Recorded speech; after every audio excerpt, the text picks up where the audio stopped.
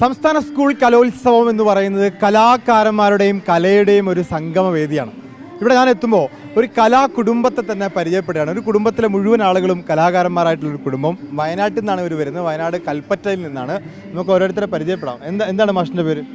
അനിൽകുമാർ. എന്താണ് പഠിപ്പിക്കുന്നത്? ഞാൻ ഡാൻസറാണ്. Thiruvathirakali, folk dance. ഇവിടെ എത്ര വർഷമായി ഈ കലോത്സവ വേദിയിലേക്ക് എത്താൻ? ഒരു 35 വർഷമായി. 35 വർഷമായി അല്ലേ? സ്റ്റേറ്റിൽ വരാറുണ്ട്. സ്ഥിരമായിട്ട് പിള്ളേർക്ക് പ്രൈസ് വരാറുണ്ട്. ഓൾറൗണ്ടറാണ്. 10-12 ജില്ലയിൽ പഠിപ്പിക്കുന്നുണ്ട്. 12 ജില്ലയിൽ ഉണ്ട്.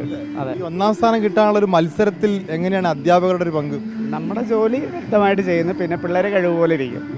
കഴിവ് മാത്രമാണല്ലേ? ആ, കഴിവ് മാത്രമാണ്. മകനുണ്ട് അഖിൽ ദേവ്. നമുക്ക് എല്ലാവർക്കും പരിചയമുള്ളത് കൂടി ആയിരിക്കും. നമ്മളെ റിയാലിറ്റി ഷോയിലൊക്കെ മത്സരങ്ങളിലൊക്കെ മികച്ച വിജയം കാഴ്ചവെച്ചിട്ടുണ്ട്. ഇന്ന് അഖിൽ ഈ കലോത്സവങ്ങളിലൊക്കെ പങ്കെടുക്കാറുണ്ട്. അതെ, ഉണ്ടായിരുന്നു. ഇപ്പം നമ്മൾ ഓർമ്മകളായി ഇറക്കിക്കൊണ്ടിരിക്കുകയാണ്. ഏത് കലോത്സവത്തിലുണ്ടായിരുന്നു?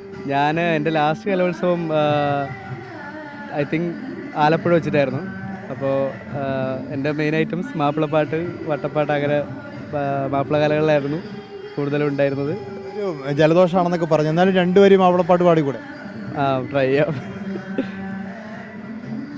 മൊളിയുന്നൽ കഥറാവി ഇകൽ തളം മാഹസാബൂരെളിത്തരം സുഹൃതരിലേറെ കരം ചേരുമുശിരതിനാൽ തതിയോതുമികലതിനാൽ മതിനിധിയാതി ചോദിയൂതി ചൂതർ മതി വരും അത് കൊതിയാ.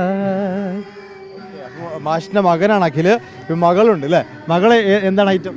ഞാൻ ഭരതനാട്യമാണ് മെയിൻ.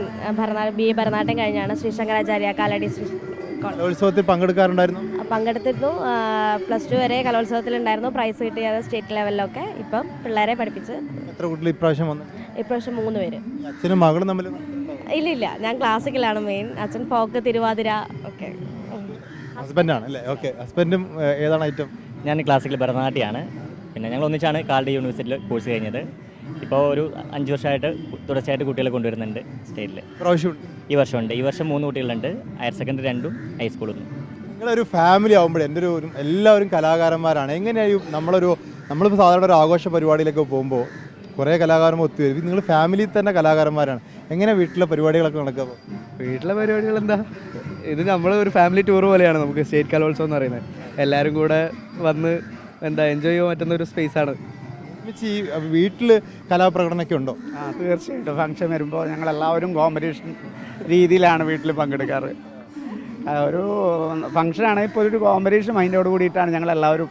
അഖിലിൻ്റെ പാട്ട്, അച്ഛൻ്റെ ഡാൻസ്. അഖിലിൻ്റെ പാട്ട്, അച്ഛൻ്റെ ഡാൻസ്, സിസ്റ്ററുടെ ഡാൻസ്, അമ്മയുടെ പാട്ട്. അമ്മ പാട്ടുകാരിയാണ്. ഇതിലൊരാൾ പങ്കെടുക്കാത്തുള്ള അമ്മയാണല്ലേ? അമ്മയെ നമ്മൾ കുറേ വിളിച്ചു, അമ്മ പങ്കെടുക്കുന്നില്ല അല്ലേ? അതെ, അമ്മ വരില്ല.